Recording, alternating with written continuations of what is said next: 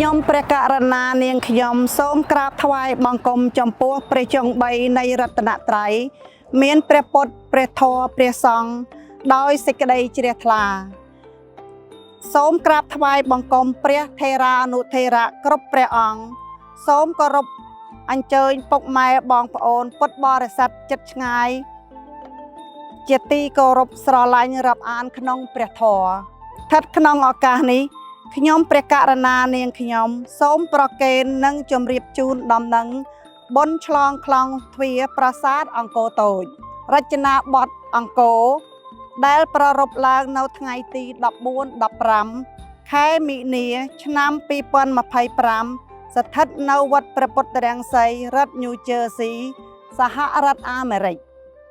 ដើម្បីឧទ្ទិសចំពោះព្រះពុទ្ធសាសនានិងដើម្បីជាប្រយោជន៍ច្រើនសម្រាប់កុលបុត្រកុលធីតាខ្មែរយើងទីសេនាសនៈទានជាទានមានផលឡានិសង្ឃច្រើនបានបុណ្យទាំងយប់បានបុណ្យទាំងថ្ងៃព្រោះចាក់ចូលសេនាសនៈទានដ៏ឧត្តមខ្ញុំព្រះករណានាងខ្ញុំសូមនិមន្តព្រះថេរានុថេរៈគ្រប់ព្រះអង្គសូមគោរពអញ្ជើញពុកម៉ែបងប្អូនពុទ្ធបរិស័ទជិតឆ្ងាយទាំងអស់មេត្តាអញ្ជើញចូលរួមឲ្យបានច្រើនកកកដើម្បីអនុមោទនានៅមហាកុសល